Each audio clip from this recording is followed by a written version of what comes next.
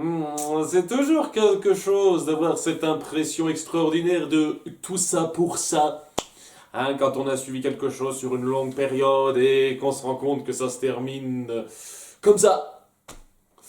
Et qu'on se dit, ouais, ça aurait pu être tellement mieux, tellement plus satisfaisant, tellement plus poussé. Mais non, c'est ce qu'on a. Et ouais, voilà. Bon ben, on va parler de cette conclusion à tout l'arc Tofi, puisque là, apparemment c'est la fin pour lui. Et ouais, on va passer quoi une moitié d'épisode sur lui, quoi. C'est l'épisode final, et on passe une moitié d'épisode sur lui. Et ouais, c'est pas... à nouveau, c'est pas super clair comment il arrivait à contrôler Ludo. Apparemment... J'ai le sentiment que on nous la joue. Il savait depuis le début que ça allait se passer forcément comme ça s'il laissait les choses se faire et qu'il laissait Ludo en contrôle. Semble-t-il, enfin en contrôle majoritairement, il lui chuchotait quand même des trucs à l'oreille quoi. J'ai le sentiment qu'il avait prévu tout ça pour arriver au résultat de mi-fin qui aura donc c'est ouais c'est un petit peu gros sur les bords je trouve parce que ça repose sur énormément de ta gueule c'est magique. Donc ça n'a pas énormément de poids, je trouve. Enfin, en tout cas, voilà, la première moitié d'épisode n'est pas super intéressante, pas très sensationnelle, un peu insultante même pour ce qui a essayé d'être mis en place avant.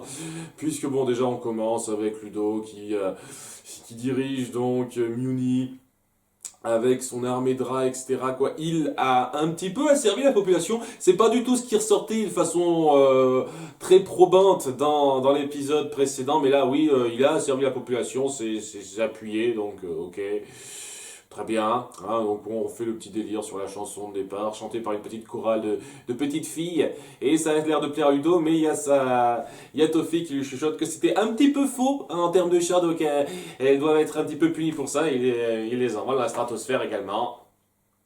Là donc c'est là que je me dis, ouais, soit donc comme je l'ai prévu, c'est pas du tout pour de vrai, il meurt pas quand il fait ça, soit vous traitez totalement à la légère la mort de personnes comme ça et ouais c'est je trouve pas ça spécialement drôle ou alors faut vraiment que ce soit de la comédie super sombre et c'est pas exactement ça c'est pas vraiment de la comédie noire hein, ce que vous nous avez fait jusqu'à présent donc ça va pas dans le ton quoi mais bon donc c'était clairement le premier cas comme on le verra à la fin donc voilà, hein, aucun enjeu réel, quoi. À aucun moment j'ai eu l'impression qu'il y avait quoi que ce soit à craindre au bout du compte. Hein, j'avais quelques doutes parce que voilà, vu le niveau de la série, des fois, on pourrait même croire que c'est comme ça qu'on peut terminer certains personnages, mais non, apparemment. Hein, en tout cas, voilà, il y a Star qui l'attaque. Il y a un début d'approche intéressante parce qu'elle se déguise en mascotte rat pour l'aborder.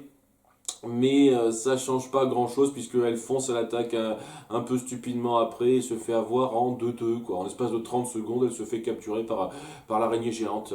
Voilà, elle n'est pas foutue de se défendre face à l'araignée géante quoi. C'est pas face à Toffee ou la magie de la baguette dans la main de Ludo. Non, c'est l'araignée géante quoi. Elle se fait avoir comme ça. Super plan d'attaque quoi, hein. Heureusement qu'on a mis ça en place avant. Hein. Ouh. Bien entendu, c'était même pas un plan d'attaque, mais je veux dire, même sans avoir de plan d'attaque en fonçant dans le tas, tu pouvais peut-être faire un tout petit peu mieux que ça quoi. On a montré faire beaucoup mieux que ça avant. Bon. À nouveau, cette série semble un petit peu oublier que Star était censée être très compétente même sans sa baguette avant. Hein.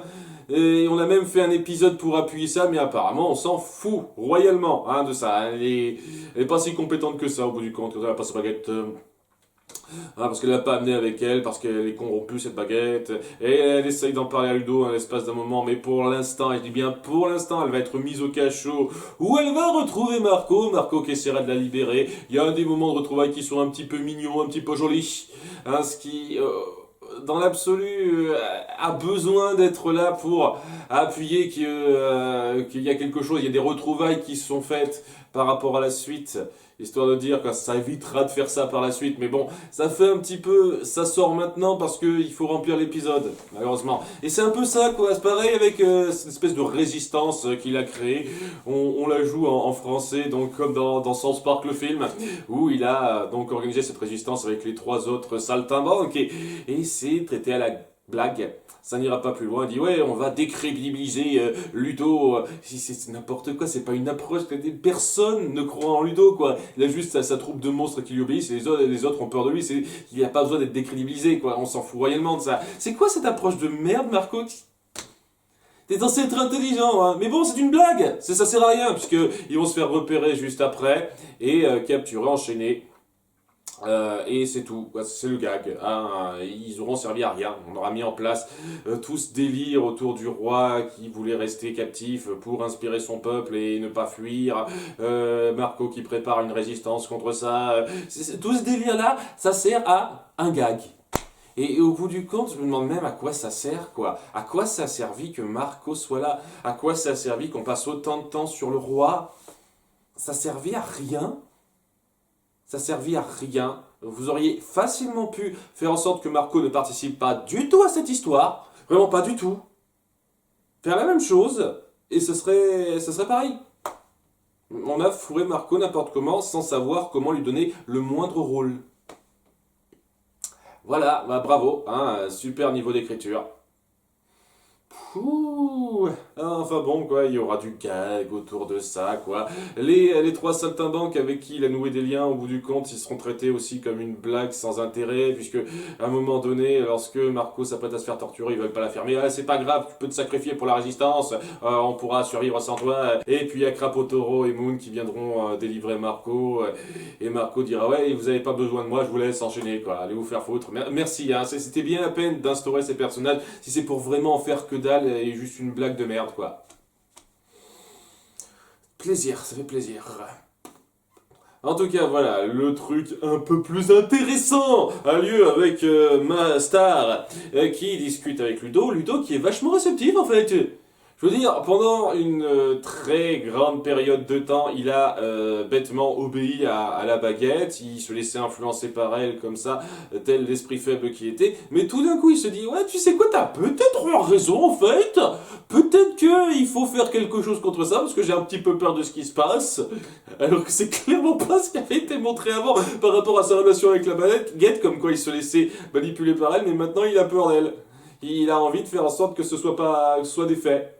Vraiment comme ça, quoi. Je veux dire, ça n'a jamais été un tant soit peu appuyé qu'il avait vraiment peur de cette baguette et qu'il voulait s'en défaire, hein. On avait vraiment l'impression qu'il suivait le mouvement et qu'il se laissait entraîner par la folie par rapport à ça, parce que c'était un esprit faible. C'est un peu le truc qu'on voulait mettre en place et sur lequel on jouait un petit peu par rapport à sa bêtise. Mais là, non, maintenant il est réceptif. Pour rien, en fait. On va essayer de donner une espèce de micro-pseudo-rédemption entre guillemets à ce type pour que dalle, parce qu'on a besoin de le garder en fait. Je sais pas, les scénaristes sont amoureux de ce personnage, ils veulent le fourrer tout le temps, donc on l'aura jusqu'à la fin de la saison 4, hein, ça c'est clair et net, hein. Oh, je vous assure, hein, je suis prêt à parier beaucoup de trucs qu'on verra Ludo à la fin de la saison 4, hein. Sérieusement, hein, d'une façon ou d'une autre, il aura un rôle, mais on le verra à la fin de la saison 4, hein. J'en suis sûr, hein. En tout cas, ouais. Et il se dit qu'il faut faire quelque chose, et c'est là que Star se dit, ouais, s'il est dans cette baguette et qu'il corrompt un petit peu tout, peut-être que si je redétruis la baguette en utilisant le sort que j'avais utilisé à la fin de la saison 1, ça va marcher. Donc elle rechuchote son truc, ça commence à se faire. Star reste juste à côté de Ludo comme une conne, en disant que je peux rien faire, je peux pas m'éloigner assez ou un truc comme ça. Alors que je sais pas, elle pourrait au moins essayer un petit peu. Ou un truc comme ça. Non. Elle le fait pas. C'est comme Jonathan Kent dans Man of Steel, c'est-à-dire oh, il faut que je me sacrifie. Il y aurait clairement moyen de contourner ça et de faire en sorte que je meure pas en essayant un petit peu, en faisant un petit peu d'effort. Mais non, je me sacrifie. C'est la chose noble à faire, oui, c'est la chose conne aussi à faire. Il y a clairement moyen d'aborder ça différemment. Non, il faut que je sacrifie. En tout cas, voilà. La baguette explose devant les yeux de Moon, Marco et Krapotoro qui observent ça un petit peu plus loin. Et donc, Star semble être détruite dans l'explosion, mais pas Ludo du tout. Ça l'a pas touché ou quoi que ce soit. Apparemment, oui, la baguette protège tout le corps, hein, apparemment. Elle détruit. Apparemment, hein, on va dire que c'est ça. Un nouveau. Ta gueule, c'est magique, il y en a pas mal. Hein, par la suite, ça va être pas mal aussi à ce niveau-là. En tout cas, ouais, Star semble désintégrée, mais en fait, elle est à l'intérieur du corps de Ludo, quoi, dans une espèce de monde magique. C'était énième monde magique à l'intérieur de la baguette. Il y a combien de mondes magiques différents dans cette putain de baguette au bout d'un moment, quoi? Oh, il y a la 53e dimension de la baguette qu'il faut voir. Enfin bon, là, dans cette dimension de la baguette, elle arrive un petit peu à parler à travers Ludo à Moon pour la rassurer, mais c'est là que Toffee se fait voir. Donc au bout de la moitié de l'épisode, la grosse moitié de l'épisode, on commence enfin à voir Toffee qui est un peu mis en avant. C'est cool, hein, pour sa dernière apparition, ça fait plaisir. Et ce, dans un dessin très créatif. Une fois de plus, s'il y a un truc qu'on peut pas reprocher à cette série, c'est d'avoir une vraie inventivité dans son animation et du peps, de la créativité. Et là, oui, hein, c'est assez créatif la façon dont il se dévoile, quoi. En fait, c'est une espèce de grosse substance noire qu'on voit depuis le début. En fait, c'est lui qui s'est imprégné dans la magie de la baguette. Et donc, voilà, en ayant corrompu cette magie de plus en plus, en se retrouvant dans la baguette, ça a créé donc cette espèce de pétrole, entre guillemets, hein, dira-t-on, ou qu'il peut un peu contrôler à l'intérieur de la baguette comme ça. Donc voilà, il apparaît sous la forme de cette espèce de gros tas de pétrole, hein, dira-t-on, pour montrer qu'il est largement en supériorité face à Star dans le contrôle de ce coin-là. Et oui, il prend assez facilement le contrôle de Ludo pour parler à la mère de Star en lui disant ok, je vais épargner ta fille si tu me rends mon doigt. Voilà, et c'est Moon qui est un petit peu aux abois, se dit ok, très bien, d'accord, reprends ton doigt qui se réaccroche à sa main, mais comme ça par magie. C'est comme ça que ça marche maintenant? Enfin, j'imagine que c'est parce que c'est lié à la baguette. Voilà, la baguette est là, donc la magie, là, le repousse magiquement. Hein. Ça va, c'est pas le pire. Et donc, en faisant ça reconstitue tout le corps de Toffee. Ça submerge Star dans donc cette espèce de gros tas de pétrole maléfique magique. Et tandis que ouais, Toffee se reforme complètement avec son doigt en entier, en recrachant Ludo parce qu'à nouveau il doit survivre ce con-là, hein, en disant ouais qu'il a servi à rien au bout du compte, c'était juste une marionnette sans intérêt. Ouais, il dit à Moon que Star n'est plus là, elle est submergée, elle est morte, en gros. Incroyable que t'aies fait confiance à ce type, Moon. En tout cas, ça amène à un moment assez fort, d'émotion, où nos personnages sont complètement dépités, hein, détruits par cette nouvelle, et Moon est tellement énervée qu'elle essaye de détruire Ludo en utilisant la moitié de baguette qu'elle a. Parce qu'elle a seulement détruit la moitié de baguette sur le bras de Toffee avant. C'est un peu particulier, c'est un peu compliqué à expliquer ce truc-là. C'est un peu bizarre dans la logique des choses aussi. Vous m'excuserez, mais le ta gueule c'est magique me gêne un petit peu quand même, quoi. Il est censé y avoir une espèce de poney, enfin une espèce de licorne dans une baguette. Quand la baguette s'est scindée en deux, il y a une seconde licorne qui s'est formée dans la deuxième moitié. Comment ça marche en fait cette merde? Je sais pas, c'est pas logique pour moi, mais bon, hein, c'est pas expliqué. C'est ça le problème, quoi. Quitte à faire des règles magiques, essayez, j'en sais rien, de faire des petits moments où vous expliquez un petit peu comment ça fonctionne cette merde, et pas juste de balancer n'importe quoi en disant ah c'est magique, ça marche comme ça. C'est un peu facile, vous m'excuserez, hein, c'est pareil pour la suite. En tout cas voilà, il y a Moon qui essaye de détruire Toffee avec le fameux sort de destruction de la page interdite, et ça marche pas, parce que je sais pas, imagine que la baguette est trop corrompue pour pouvoir faire de la magie normalement maintenant, ou un truc comme ça. Sans doute. Et à nouveau, c'est pas clair, parce que voilà quoi, sa demi-baguette est corrompue par quoi en fait? C'est la présence du doigt de Ludo, de Toffee qui l'a corrompu. Et donc il peut plus en faire. Je sais pas exactement. C'est normal que la demi-baguette dans laquelle se trouve Star soit corrompue. L'autre demi-baguette, Je comprends pas. Voilà, je vous cache pas que je comprends pas exactement la logique, c'est pas expliqué. Et tout d'un coup, ça marche pas le sort parce que merde. Voilà. Ça marche pas. Voilà, c'est tout ce qu'il faut savoir, ça marche pas parce que magie ta gueule. Et donc, ouais, il y a ce moment assez fort où Marco et Moon essayent donc de le combattre un petit peu par colère, mais ça marche pas, tandis que Tofi se barre en disant c'est bon, je suis complet, ma mission est accomplie, et c'est là que je vais un petit peu revenir sur le personnage de Tofi, parce que c'était tout ce qu'il voulait en fait. Récupérer son doigt, c'est tout ce qu'il voulait. Il n'y avait rien de plus précis que ça, en termes d'objectif. C'est juste, ah, je vous manipule pour pouvoir récupérer mon doigt, je suis enfin complet, et merci, au revoir, je me casse. Bon, j'imagine qu'on peut voir ça aussi comme une vengeance sur la famille Butterfly, puisque maintenant il a pu s'en prendre à Star et donc fait emmerder Boone. Mais vu comment il présente ça, ça semble indiquer que son objectif principal c'était de récupérer son doigt. Parce qu'il était, je sais pas, il n'arrivait pas à se sentir complet sans son doigt. Sans ce doigt, il n'arrivait plus à se masturber, je sais pas trop. Ah, c'est pas clair. Ah, c'est pas clair. Mais voilà, c'est un petit peu. Ça aide moyen à appuyer la force de votre grand méchant quand ses motivations principales, ça se résume à je veux récupérer une toute petite partie de moi dont j'arrivais très bien à me passer. Et ouais, étant donné que c'est la fin de Tofi dans pas longtemps, hein, je vais en parler de ça. Ça met en place le fait que cette espèce de passif entre Tofi et Moon, c'était juste cette scène qu'on a vue en flashback. Hein. Il va pas y avoir de développement particulier autour de ça. En gros, le passé de Tofi, c'est juste à un moment donné, il s'est fait détruire le droit par la magie de Moon. Et c'est tout. Hein, il a voulu le récupérer. Il y a rien eu de plus. On n'aura pas développé davantage. Je sais pas comment les monstres le considèrent après, alors qu'il était censé être leur chef. Ça, c'est un truc qui aurait pu être développé, par exemple, après avoir perdu son doigt. Il a perdu sa place de chef auprès des monstres et ça l'a miné, et au bout d'un moment, il a voulu vraiment se venger de la famille Butterfly ou un truc comme ça. Non, on le montrera pas. On montrera pas davantage de trucs dans la suite de la vie de Moon, semble-t-il. C'est juste un flashback rapide où on fourrait beaucoup de trucs, un peu rapidement. Et c'était pas trop grave, hein. C'était vraiment très sympathique sur le coup de montrer ça comme ça, mais ça laissait quand même entrevoir qu'il y avait beaucoup de choses à raconter qui manquaient un petit peu là-dedans.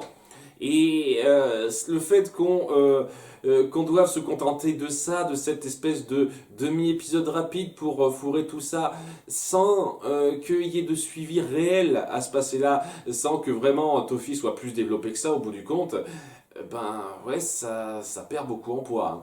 Ah, je regrette pas une seule seconde de ne pas avoir mis de 2 pouces levés au premier épisode, hein, si c'est tout ce que ça vaut en fait ce flashback, hein, il n'y aura rien de plus. Hein, d'autant plus que ce qu'on va découvrir à la toute fin, ça semble clairement indiquer qu'on va vraiment pas poursuivre ce qui a été mis en place dans ce flashback. Donc, ouais. À la relation entre Moon et River, on a juste les prémices, on va pas aller plus loin.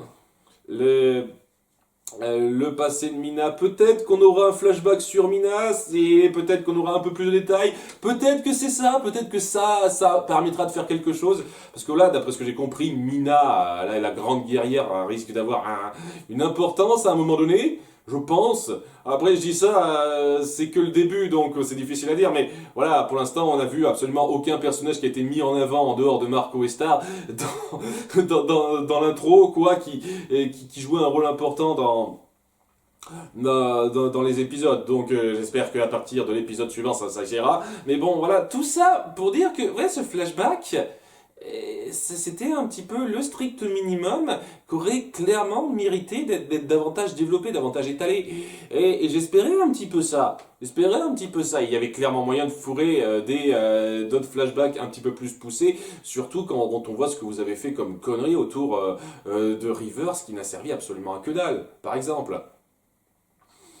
En tout cas, voilà, hein, alors que tout le monde pleure la mort de Star et que Tofi s'éloigne ultra lentement, il marche très lentement, hein, j'ai gagné. Et il y a donc Moon qui essaye de reconstituer la baguette avec les morceaux cassés de la demi-baguette qui vient d'être détruite.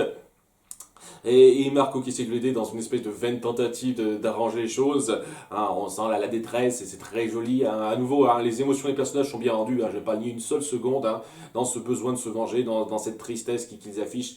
Très bien foutu. On est avec eux. Hein, et pendant ce temps-là, il va y avoir Star qui sera donc prise dans cette espèce de d'amas de pétrole maléfique, hein, je vais appeler ça comme ça parce que c'est plus facile. Et au bout d'un moment, lorsqu'elle finit par s'y enfoncer totalement et manquer de s'y noyer en recherchant quelques petits grains de magie encore lumineux qui sont pas encore corrompus, elle finit par se noyer. Donc, et elle est alors abordée par Glossaric. Glossaric dont je pense c'est la dernière apparition. Alors, je dis bien je pense, parce que c'est pas impossible qu'on nous fasse le coup au bout du compte qu'il a survécu.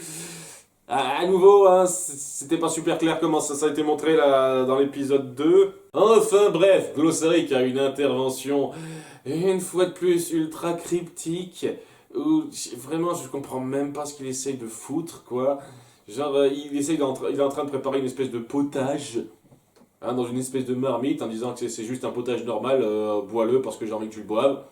Tandis que Star a un petit peu peur parce qu'elle croit qu'elle est morte, etc. Donc elle panique et il dit Glossaric, non, si tu dis que t'es morte, ça veut dire que moi si je suis mort, je trouve ça insultant, blablabla.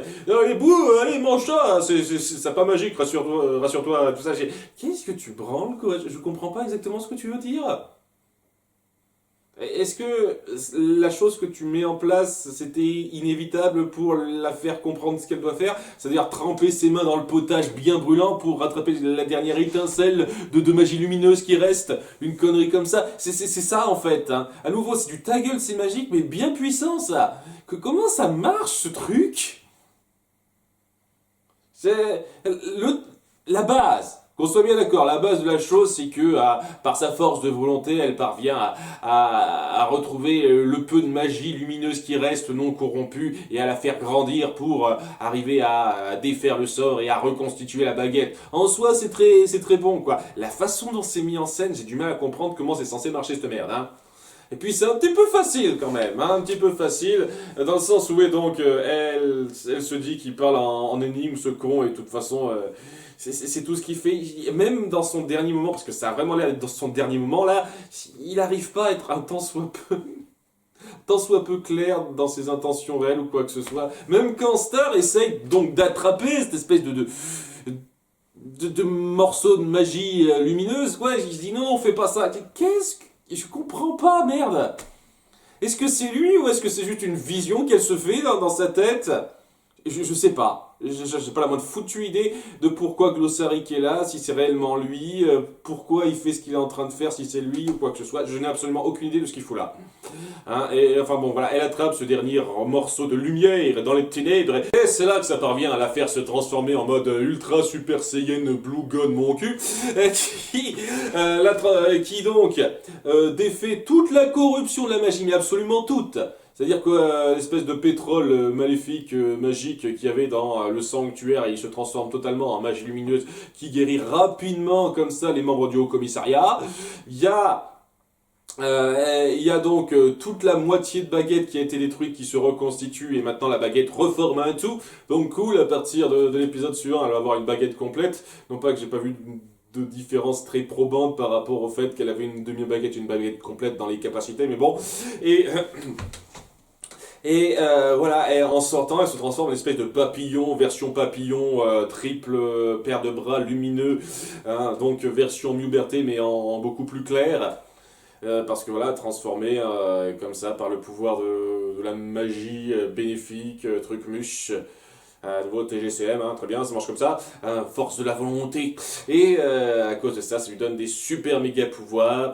Elle utilise sa baguette complète pour détruire Tofi en l'espace de 3 secondes. Parce qu'à nouveau, hein, Tofi déjà, il marche à 2 à l'heure pour partir. Donc le temps que tout ça se passe, Tofi il est juste à quoi 50 mètres de là, hein, vraiment, hein, c'est vraiment, et le mec, il allait à sa petite allure, hein, il s'est dit, ok, je savoure un petit peu, je marche lentement pour qu'il voit bien mon dos, et en voyant où est Tofi, elle décide donc d'utiliser sa baguette, et elle le lamine en l'espace d'un seul rayon magique ultra puissant. C'était la fin de Toffee. Une seule attaque. Pas de mise en place. La seule chose que ça instaurait, que ça accumulait, c'est un petit peu le fait qu'il pensait que son influence maléfique serait plus puissante. Ah, il avait tort, voilà, c'est tout. Mais même là, on l'appuie pas plus que ça. Et voilà, c'est juste une attaque à la con et il disparaît. Voilà, la fin de Toffee. Ouais. Pas particulièrement excitant, vous m'excuserez, hein. Même si visuellement, à nouveau, c'est bien fichu, parce que voilà, il est en train de fondre, quoi. C'est pas quelque chose qu'on montre dans beaucoup de séries familiales, hein. Faut avouer, faut avouer. Visuellement, hein, ça a de la gueule, hein. Je vais pas le dire une seule seconde à nouveau. Mais ouais, quoi, c'est ultra rapide. Et pas particulièrement satisfaisant.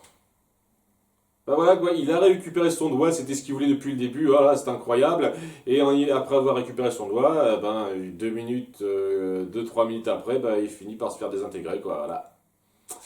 Ouh, grand méchant. C'est vraiment dommage parce qu'il y avait quelque chose qui promettait dans la présence de Toffee, dans le fait que c'était quelqu'un un peu plus réfléchi, qui avait une certaine classe, il dégageait une certaine classe dès la saison 1. Mais là, cette fin de personnage, histoire d'ajouter un petit peu l'insulte à ça, et c'est Ludo qui le termine. Parce que voilà, quoi, il est en train de fondre, mais il est encore un petit peu présent, quoi, il a encore un peu conscience, et Ludo balance sa pilier dessus. Je sais pas comment exactement il a fait ça, au passage, je savais pas qu'il était fort à ce point-là, mais bon, et voilà, il est écrasé, il est mort.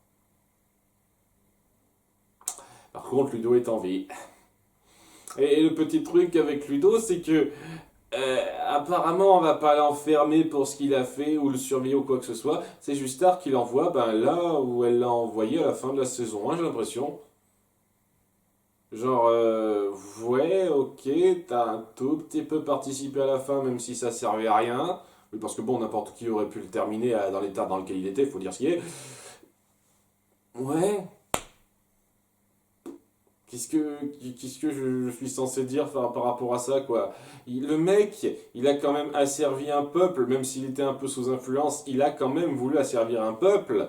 Il a toujours eu des dessins un petit peu méchants, hein, même avec ou sans Toffee, hein, il a toujours eu des dessins un peu répréhensibles, et on pense pas à l'enfermer, ou quoi que ce soit, non, non, non, on l'envoie valdinguer à nouveau là où on l'a envoyé valdinguer la dernière fois. Et voilà, il va revenir donc pour être une espèce de gag récurrent à nouveau. Ça promet, ça promet. Et c'est là qu'on découvre comment River s'en est sorti. Parce que voilà, après donc ces retrouvailles un petit peu émouvantes entre Star, Marco et sa mère, il y a River qui arrive à dos d'aigle. Les aigles les ont sauvés. Référence facile. Qui en fait raconte rapidement que en ayant été envoyé sur la stratosphère, il a fait connaissance avec un peuple d'aigles et ils ont noué certains liens. Et grâce à ça, il est devenu un petit peu leur chef. Voilà. Est-ce que ça jouera un quelconque rôle par la suite? J'en sais rien, peut-être, espérons-le, mais voilà, c'est grâce à ça qu'il a pu s'en sortir, c'est grâce à ça qu'il a sauvé les enfants qui ont également été balancés sur la stratosphère. Voilà. Ok, ça servait vachement à quelque chose de passer autant de temps sur ce personnage dans cette partie-là, quoi. Il a eu 2 demi-épisodes qui lui étaient consacrés, ce con-là. Et tout ça pour une résolution en queue de poisson, super facile, ta gueule, ça arrive comme ça, quoi. Ça servait à quoi de passer autant de temps sur lui? Je comprends pas. Ça servait à quoi? Et ça se termine avec Moon qui se rend compte que comme elle a vraiment forcé le sort de la page interdite, elle a peur qu'Eclipsa puisse sortir de sa prison. Parce que, et c'est pas clair du tout pour moi, ça n'a pas marché la première fois. Sort qui au passage met vraiment 20-30 secondes pour se lancer à chaque fois.